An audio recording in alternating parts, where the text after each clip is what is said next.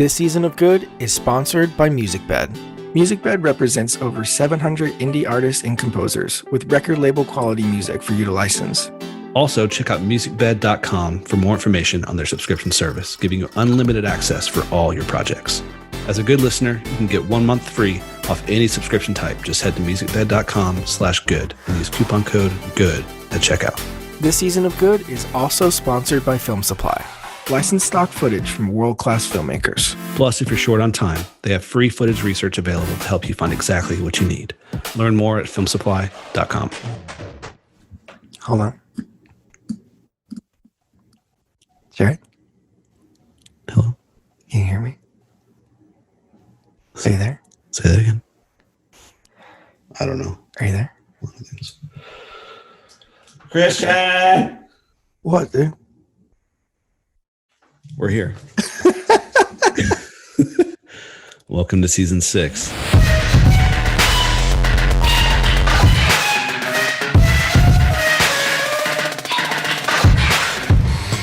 Sam, welcome to the show. Where are you right now? I'm in New York City, in my studio, which is in the apartment where I live, in Manhattan, downtown Manhattan. Amazing. Well, I'm Jared. This is Christian. Welcome to Good.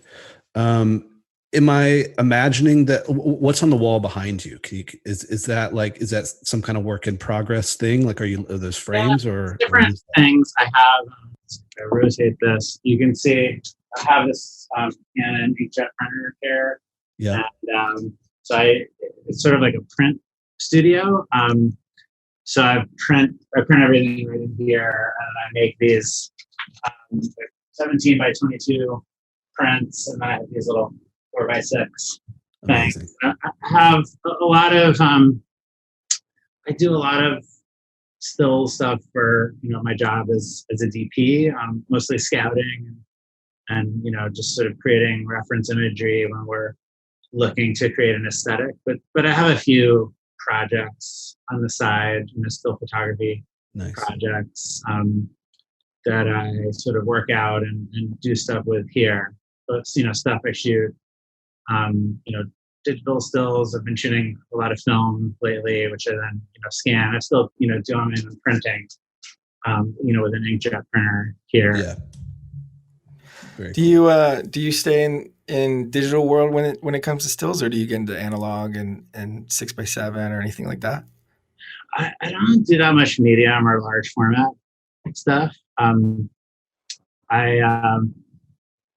have a few 35 millimeter cameras that I've been enjoying playing with lately.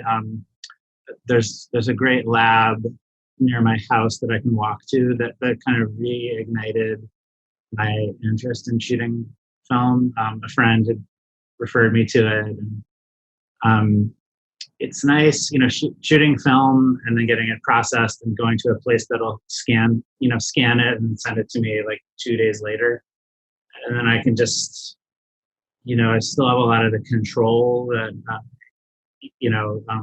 using Photoshop and printing here, and then if I decide I really want to, if there's an image I particularly like, I can, get a high res scan of it and that kind of thing. Yeah. But I also have a slew of digital still cameras. I've been enjoying using this one a lot lately. It's the Fuji X100V that has a fixed 23 millimeter. Love that little guy. It's the best. Yeah, it's fun. And it's kind of like a Leica. Here, I'll grab my Leica. It's not here. I guess I moved it. Wait, give me 2 seconds. Right here. All right. I love it.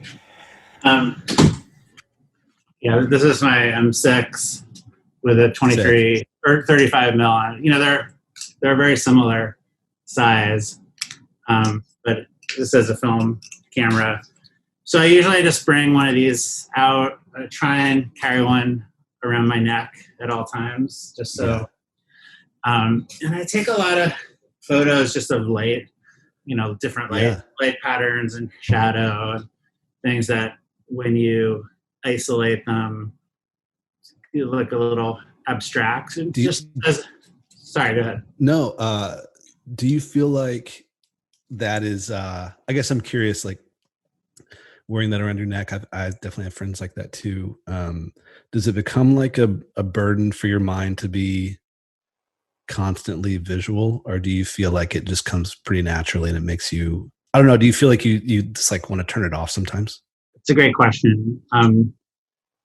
So yeah, sometimes it's nice to just not have a camera, or even leave my phone at home, since a phone, I mean, has everything, not to mention, you know, a camera, a recording device. Yeah. It's definitely nice to turn it off and just look and feel and see. But I find the stuff that I shoot when I'm just walking around usually is sort of more offbeat than what I might do from, as my job as a DP, especially working on a movie with actors where you're telling a really specific story. And I was inspired. There's this great documentary about Robbie Mueller called, I think it's called Living with the Light. It has a title like that. Yeah. And you can see it on Vimeo. And I watched it a lot last year when I was working on a movie. And Robbie Mueller shot video like all day when he wasn't on set. I don't know if you guys have any sense of that, his story. And anyways, he had like one of those like, high 8 camera, he always had some kind of video camera on him. Yeah. Was always shooting. And it's really interesting. They show a lot of this footage in the documentary. It's really beautiful. But they also interview his daughter and his family to say, sometimes it was challenging to not be able to connect with them and stuff like that. Yeah. So I've noticed, I've friends with other filmmakers or photographers who maybe hide behind a viewfinder at things like birthday parties or social events. And, I try to be mindful of that. But I guess the things to look at, like light patterns falling on a wall, or just things that are just different. The stuff I'm interested to shoot it's just different than what I do at work. But of course it's related, especially if there's light involved. So, but I think it's nice, particularly in between projects, it's nice to stay engaged. It's nice to just kind of be thinking about composition and light and exposure, and particularly film, where it's, a roll of film to buy, process, and scan is like almost $30 now. Yeah. All told, it's not cheap, especially for, young people who maybe don't have a lot of money. Yeah. But it's nice, that sort of purposeful moment, especially with film, it's nice. Just that little bit of focus interjected into your day is a nice feeling. But you have to be careful. It's easy. Do you feel? I know Christian and I have friends, who are DPs who feel this way. Like, on some level, as a DP, maybe you lack a sense of ownership over some of the images that you're making. Do you feel like stills bring that? Do you feel a need to like have some ownership over like, the images that you're making that maybe you don't have in the role of like a That's a great question. I've never thought of it that way. Well, I guess there's two things going on there. There's sort of the ownership you might feel taking stills, and maybe do I feel a lack of ownership over images as a DP? And I think the answer is I don't feel a lack of ownership as a DP. I think, well, the sense of what a DP is, there's sort of a common thread to it, but it's also a very personal kind of a thing. My personal understanding, or I don't know, definition of what a cinematographer is, as someone who works for the director. You bring your skills and your personality to work in service of the project, in service of what the director's trying to do for better or worse, and when it works well, it's really exciting. And I think I just really like what a cinematographer is. Like, you're not sort of the boss of all bosses, but you're not I started as like a production assistant, like an intern and a production assistant. Like, you're not doing what they're doing either, which I have a lot of respect for. But I have more say in the storytelling than I did when I started. But to just focus on the craft of composition and light, and certainly like management and collaborating with the production team it's sort of like enough for me. I feel like DP is lucky. We do get a lot of credit relative to other key creative people in the mix. But I think personally what I like about taking photos in between, it's not so much the credit, it's just the process is it's just kind of simpler and quieter. Like it can be whatever I want, and I'm accountable just to myself. And that's a nice shift.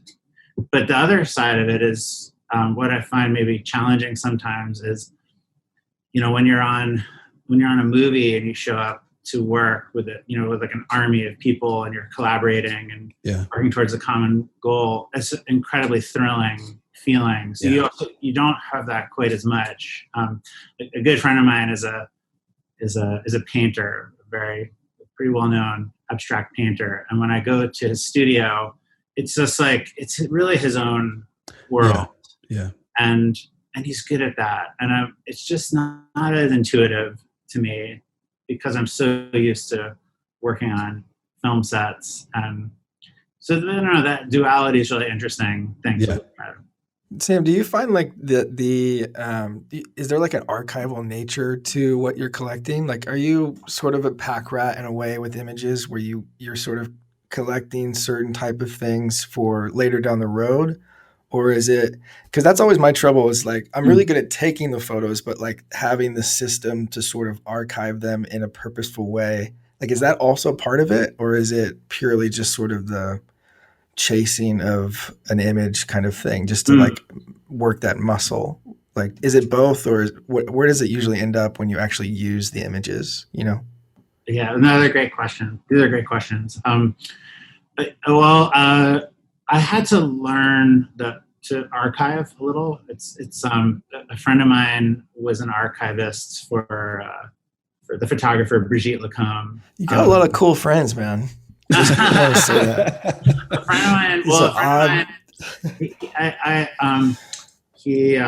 I hired him for a few days to teach me how to archive. Since I did not come up through still photography. I came up, as a production assistant, and I learned to take photos after I learned how to shoot motion picture, which is sort of an odd. Most people, that's not true. Right. But it's interesting. It's definitely it's very painstaking, like doing homework. And I think, there's a project I've been working on for a couple of years where I, back the images up and, try and organize them by date, by year and month and date. And then, I use Lightroom to sort of put them in folders and group them together. And, I would love to do a book. And well, it's just something that takes practice, like anything else. The practice of getting a camera kit together and going out and exposing the image and that sort of thing it's very similar to what I do as a DP. But the archival part of it and organizing and sort of like moving the needle and keeping the work going, and that's outside of that realm. It takes more work, which is at first not as fun, but then the more you sort of push through that slog, and I don't know if you've found this in your own work, Christian, but when you start to maybe see a few patterns of images that Yeah. run together, or think that like, oh, that's cool. Especially, I'm lucky I have a printer. I can throw things up on the wall, and yeah, it's great, and it's nice to have maybe a bit more control of the process than you might with an army of people. As fun as that can be, like to get all these great ideas, it's just different. Right. Interesting. Yeah, I always feel like there's little things also that you pick up from that world that I always bring into directing. Like even when you listen to like whether it's like Alex Soth or Gregory Halpern or something, or like they always say making pictures. Like they're always making pictures. They're not taking pictures. They're not like, it's not documenting. It's like very,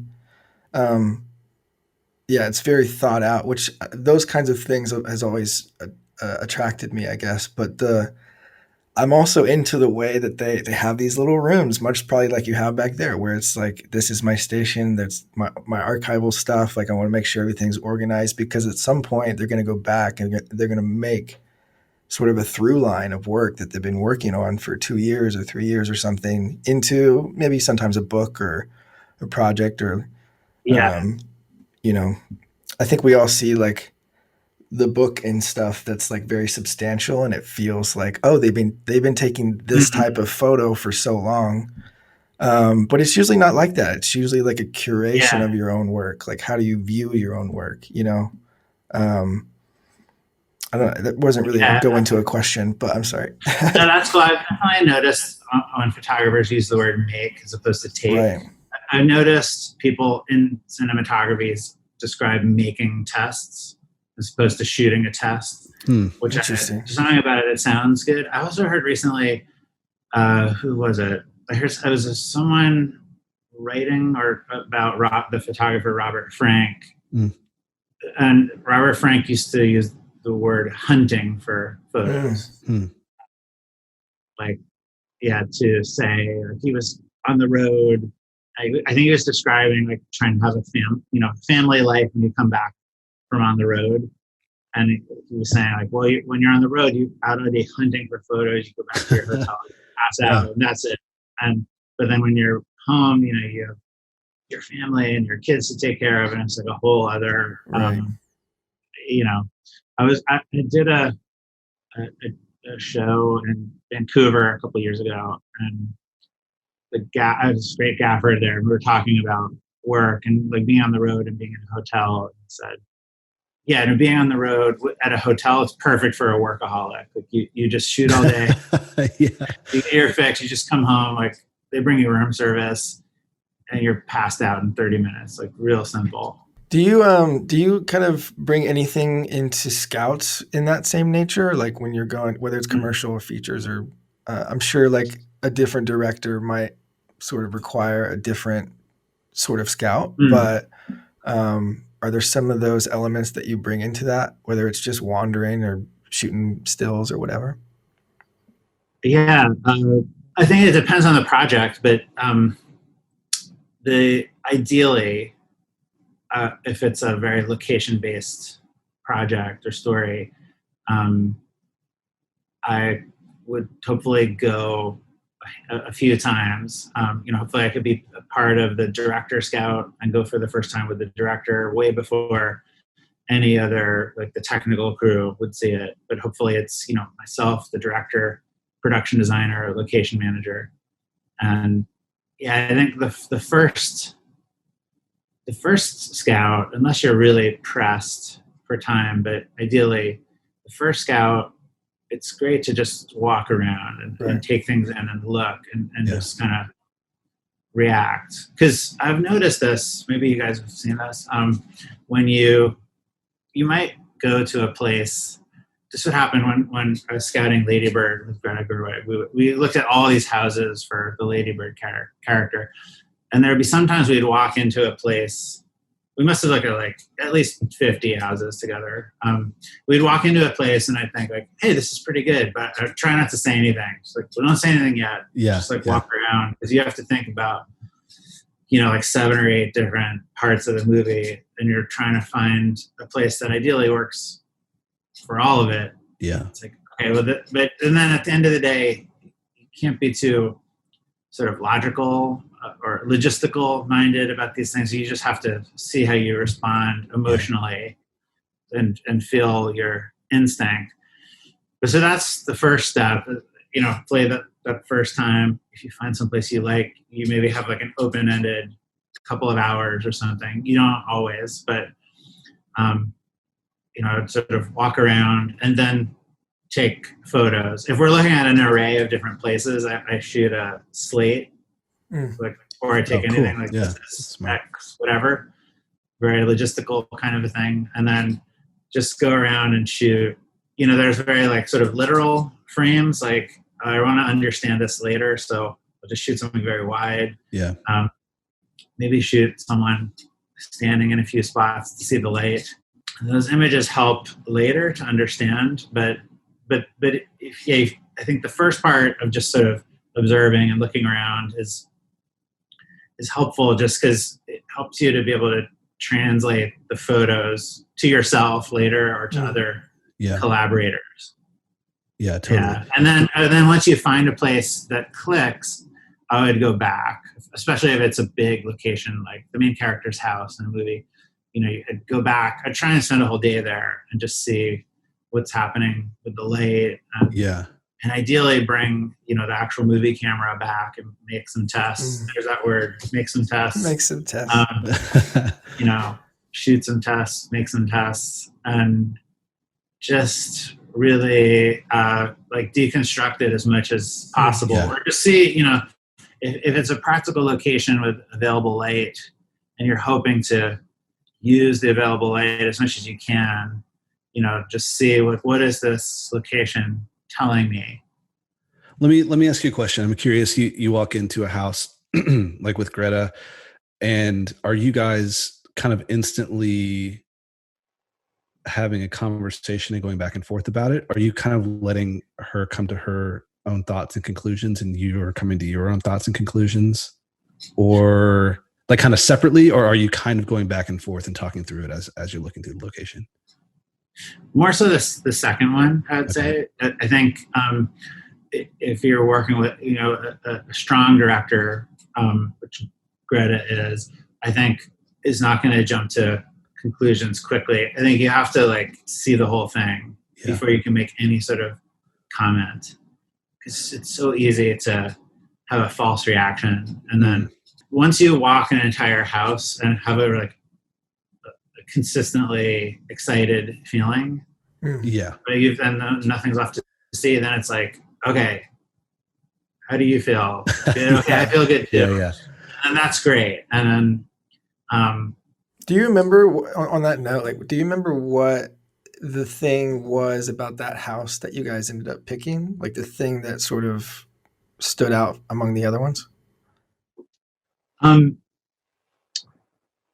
Well, let's see. It was actually pretty straightforward. The anthropology of that house was very specific, meaning that it was a family that had a nice but modest house because they didn't have a lot of money, but they had enough money to have, I think it was like it's a 3-bedroom house with a single bathroom. Right. So, and then, like a lot of scenes were set in the kitchen. There was a living room. So there was just some specific boxes to check.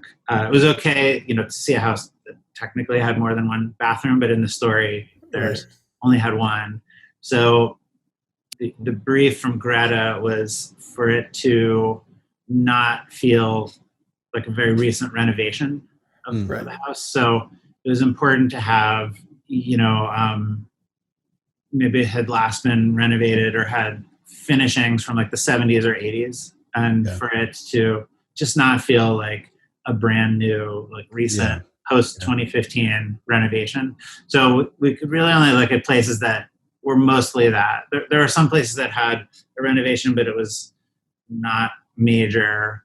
And the place we looked at just really hadn't been touched. We actually had a guest house in the back that we used. We actually shot the Lady Bird character's dorm room for New York City in the background. Amazing. Just That's it was like we could sort of cheat it with the production designer. So it's like friendly. We could get trucks in, and you could just see like, well, this creatively, this really works. That's the most important thing. But the logistics of it being shootable and getting in and out and just being able to move around, to shoot quickly and make our days, it felt like that kind of a place. Yeah.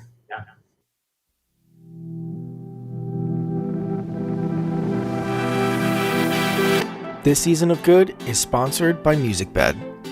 We had the chance to sit down with their CEO, Daniel McCarthy, to talk about why MusicBed exists and how they're helping creatives further their craft. We felt like there was all these indie filmmakers and a ton of indie musicians, and they needed each other.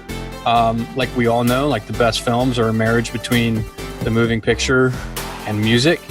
I view it as an ongoing ecosystem that continues to, increase the value of art, that continues to allow artists to support other artists.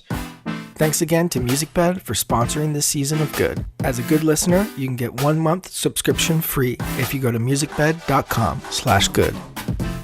This season of Good is also sponsored by Film Supply. Here's their CEO, Daniel McCarthy, again on what makes Film Supply the best stock footage resource for films. The footage being licensed is the footage coming out of passion projects from filmmakers, and it's because it is the most authentic, cinematic, and it's all the stuff that all the filmmakers have put all their blood, sweat, and tears into.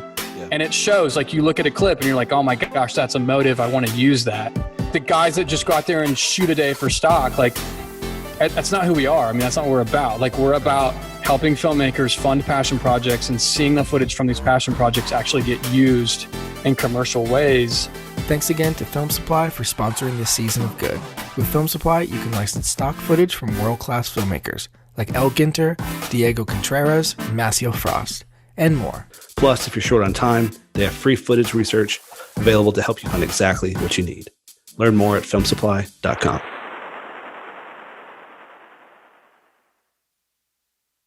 Was this the first time that you had worked with a actor-director? No, she's a very unique person. I mean, we can break it down. She prior to Lady Bird, Greta had been an actor, a screenwriter. She had co-directed a movie with Joe Swanberg, but she'd never directed a movie on her own from an original script she had written. So I had worked with her twice where she'd co-written the screenplay with Noah Baumbach. And I also worked with her as an actor in a movie she had nothing to do with the screenplay for director Rebecca Miller. And so it was the first time I'd worked for her or anyone who had been all of those things and was directing their first solo directorial effort. Yeah, I was going to ask if there was something that you were preparing to sort of bring to that relationship with her, being that it was her sort of, directorial debut. Like, but you guys had already known each other for so long, it seems like, because you guys have worked with Noah and she's probably been on sets before. There's no like sort of weirdness getting in there. But yeah, I guess I was just wondering if there was anything that you had brought, to that set, sort of knowing to sort of fill in any gaps or anything like that you may have been anticipating or something like that. I think I'd worked with other directors making their first feature film before, but I never like to lump anyone into that category. Right. Everyone's different. Yeah. And I guess so when she approached me about Lady Bird, it's set in Sacramento, and we had worked, a couple of weeks in Sacramento together on Frances Ha, a movie she co-wrote and stars in. Such a good movie. Such a good movie, man. Thank you. Well, I was really excited about a Sacramento story because the little bit of time I'd spent there, I had told her this would be such a good city to shoot an entire movie in. She was actually working on the screenplay at that time, which I didn't know. She later told me it gave her a lot of confidence. Oh, She that's great. thought is this a good place to do a whole movie? Maybe it's a weird idea. But I could really see it. And by the time when she ran it by me, I thought, well, I'll read it. I already know it's going to be great. Whatever she wrote that's set there can only be great. And anything she would write would be great. But I really just, she was very humble in the way she went about doing her thing, approaching me or just going to make it. And you could clearly see, and I think in most cases when someone's making their first feature film, the assets usually far outweigh the deficits. A great example of that, I think, is Citizen Kane, was Orson Welles' first movie. I think someone, this be the right kind of person, but someone making their first feature in many ways lacks certain inhibitions that people who maybe done it a few times have. And that's not always true. Many people develop into making great work out of work that's maybe not as interesting their first time out. However, when I started talking to Greta, you could just see wow, this is really electric. This idea and where she's at, and her sense of pacing, and her cinematic sense and how it applies to this story and the dialogue.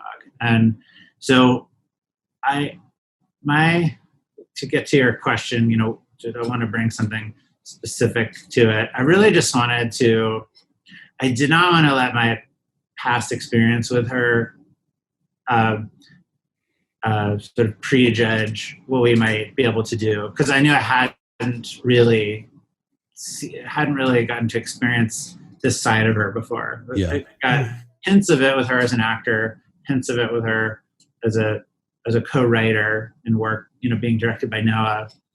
But you could just see now this is really her thing. So it's probably going to be just fundamentally different from whatever we did with Noah or Rebecca Miller. And it was, because we're all different. We all have our unique handwriting. And so, my job was just to prepare, sort of in the way we describe scouting, or, planning the look, or, making a shot list or making a plan. It's just, okay, let's devote as much time as we need to prepare so that this thing can just sort of be itself and be intuitive and natural. Yeah. I'd be so curious, Greta, Little Women was one of my favorite movies when it came out too. I guess that was 2019. Obviously she just has such a vision. I'd be curious to hear, someone like Greta and then someone like Kelly Reichardt, what is, as far as what you are bringing to the table, how does that differ from director to director, and how does that change really what you're bringing to the job? Using Kelly as a specific example.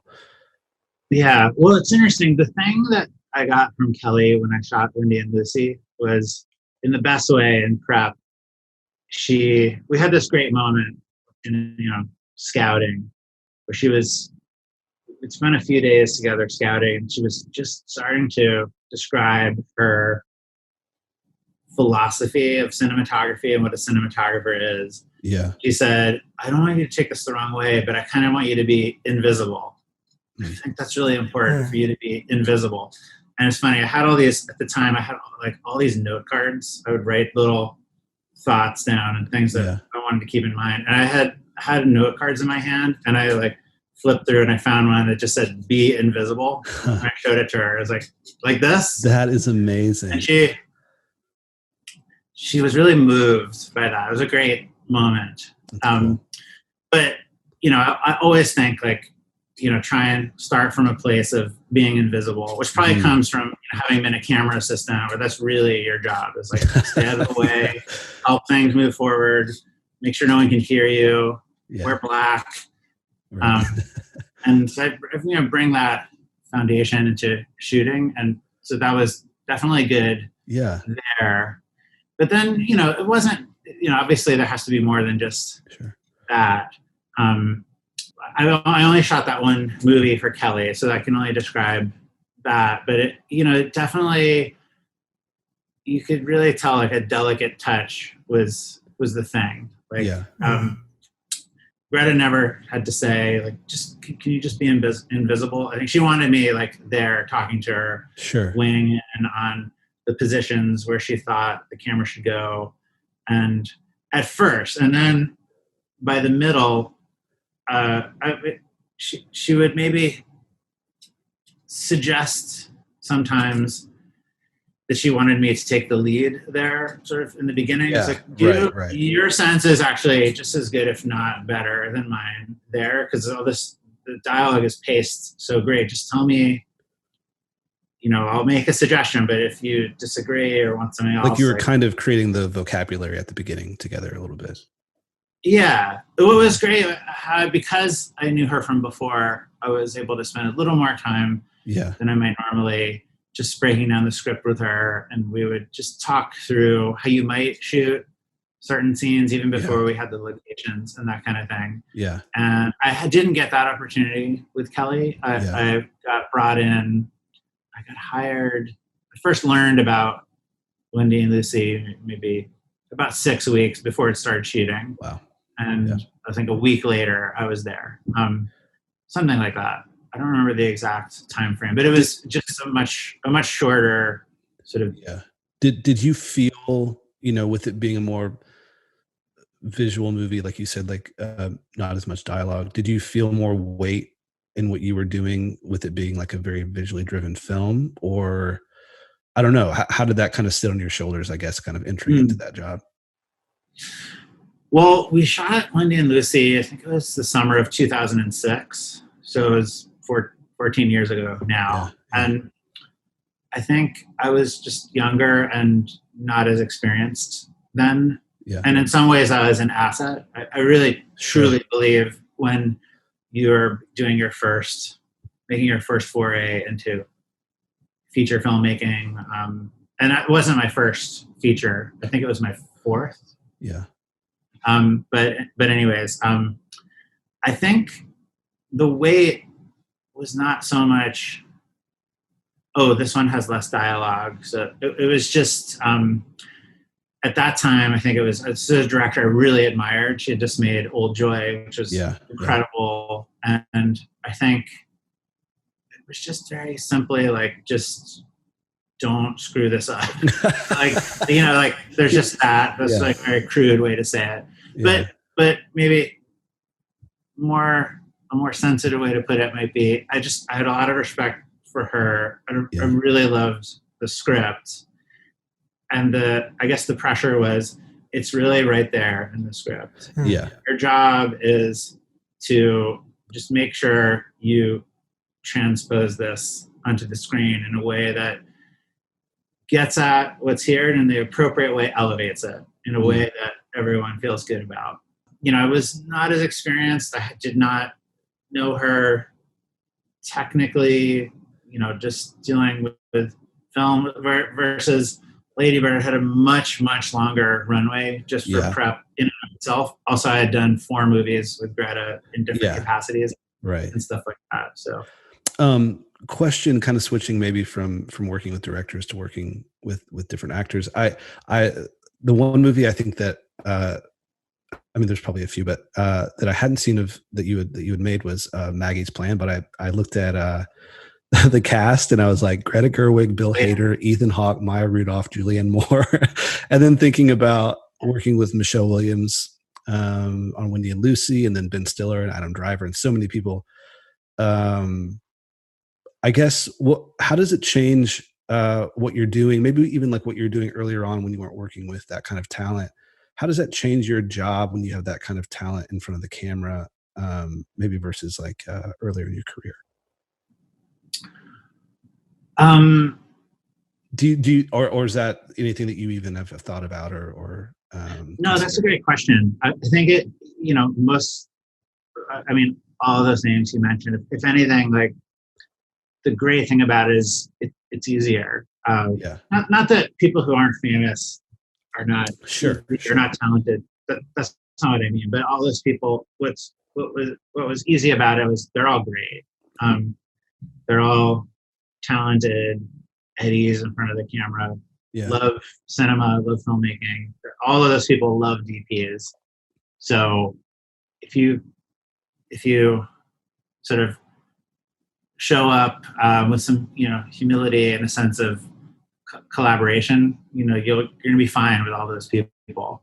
And Ben Stiller, when I made While We're Young with Noah, he was so happy to be there. And Noah's dialogue is not easy as an actor. It's very verbose, and he famously wants the dialogue said exactly how he wrote it, and Ben was really good at that. He's really, really good at Noah's dialogue. He's also a very serious filmmaker himself. Yeah. So it's fun when you work with an actor who's also like that and has a strong cinema sense and has fun with it. Yeah. Well, I know we've talked about stuff that you've done more recently, but I am curious. Let's maybe go back a little bit, and I want to hear about when you kind of felt like this was something you wanted to get into. And you talked about being a production assistant or an intern. Maybe take us back, whatever that is, 20, 30 years. How did you kind of branch off into this? Sure. I was a comparative literature major in college and I had no idea. I had no idea I wanted to do film until I was in college. I went to Brown University. I was a comparative literature major, but they offered one film production course by this great teacher named Leslie Thornton. I managed to get into her class and just was really taken with the process. And she was very encouraging, and thought I was doing some interesting stuff. And so I just managed to get an internship that next summer, the summer after my sophomore year of college. And it was in New York, and it was at a commercial production house. And the other intern was Patty Jenkins, who now is a big director. That's insane. So that was fun. And Patty and I both went on to become camera assistants, sort of, I wouldn't say together, but our careers as ACs definitely overlapped. Interesting. I love saying Patty was a total badass camera assistant. Really, really excellent camera assistant in New York before she ever went to AFI and wrote Monster, and the rest is history. Yeah. That's a fun part of my very cool. my career. But the thing that really changed my perception about everything was I became a production assistant and then a camera assistant, and then along the way, after having assisted on some music videos for Harris Savitas, Harris called me to be a sort of oddball assistant on James Gray's movie The Yards, which he shot. It was a fantastic movie. Yeah. And my job was not I wasn't a proper camera assistant. I was my title was digital assistant to Harris Savitas, which is not a real job. But it's a movie shot on film, and my job was to take digital still photos of every single setup, and then Photoshop them and make a print, kind of like these prints here. Sure. How I first got into inkjet printing. But I'd make these little 4x6 prints, kind of like the ones you see on the wall, and I would put them in an envelope with the film negative, and then the film would get sent to Technicolor, and then the photochemical color printer, Joey V, he would take these prints and he would use them as a guide for making the photochemical print dailies. And there was, a very specific set of print numbers to match, but it was the stills were just kind of an auxiliary guide for Joey to get the dailies to where Harris wanted.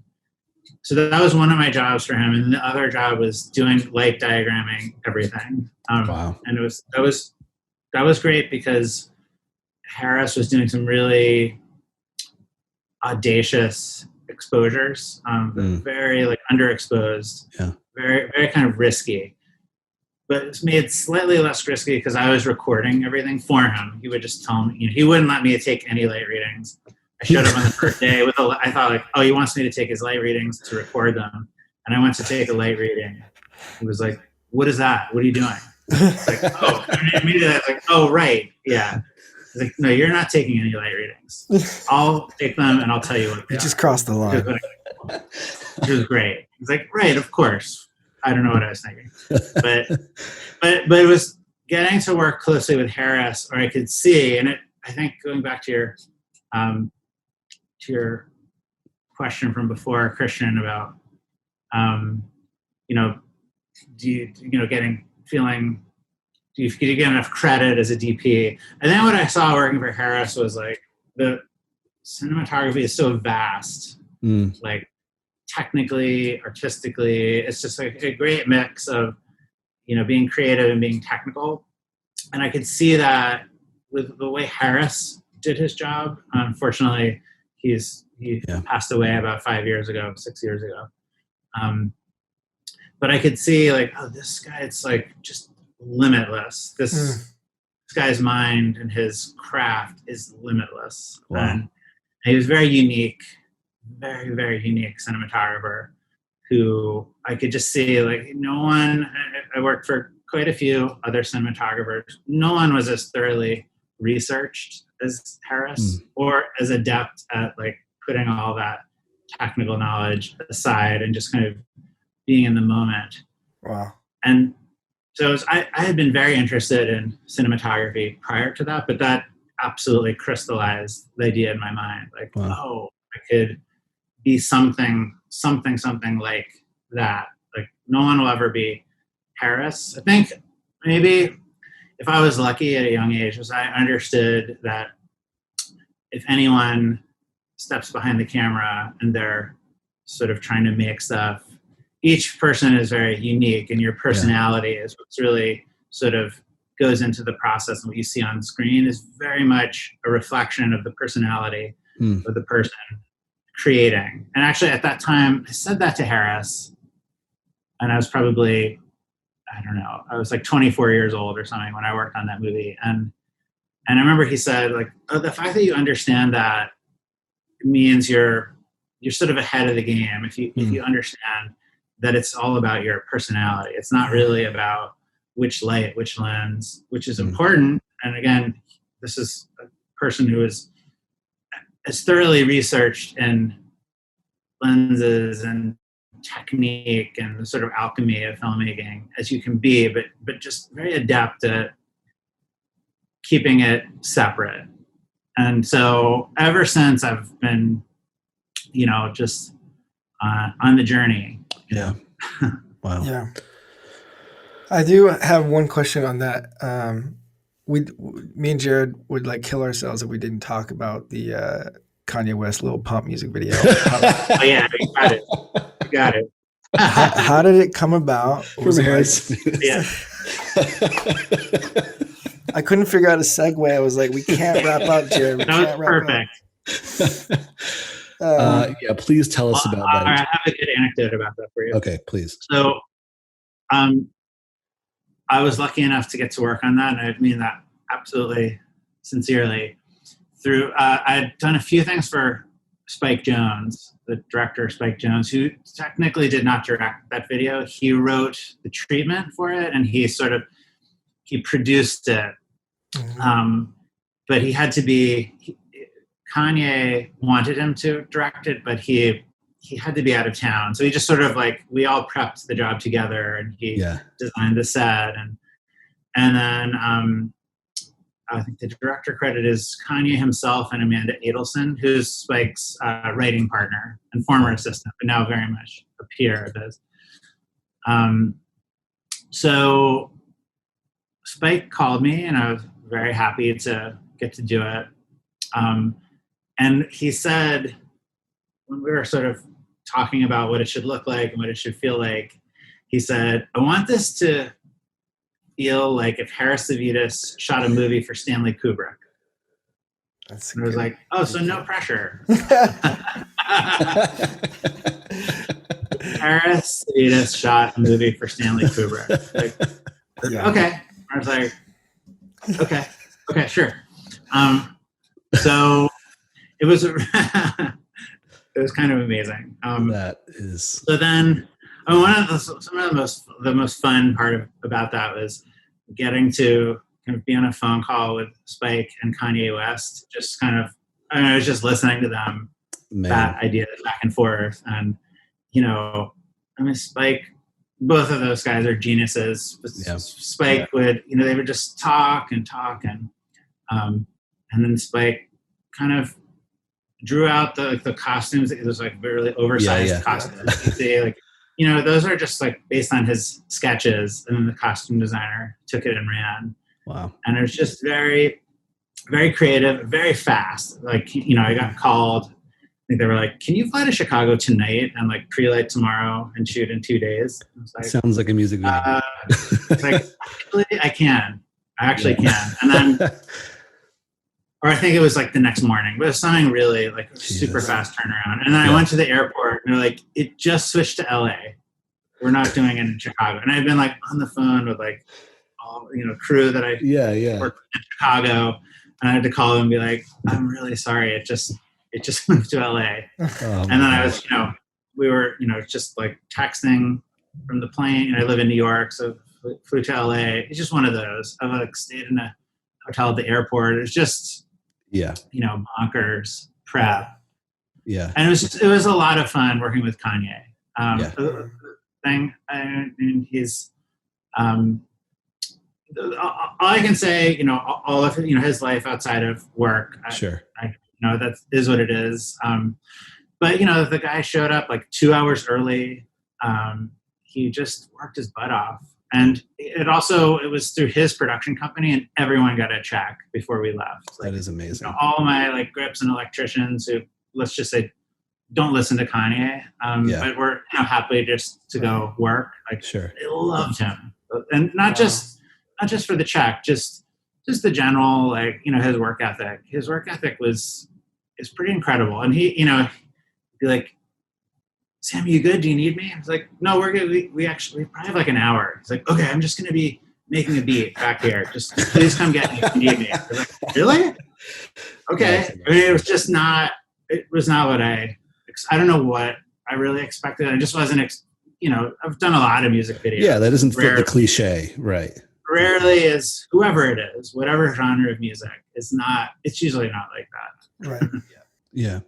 Well, Sam, I can feel that, man. I appreciate you coming on and sharing and giving up your time and your experience. So thanks for joining us. And for real, man, it was really, really great talking with you. Thanks for having me, Jared, Christian. It was fun.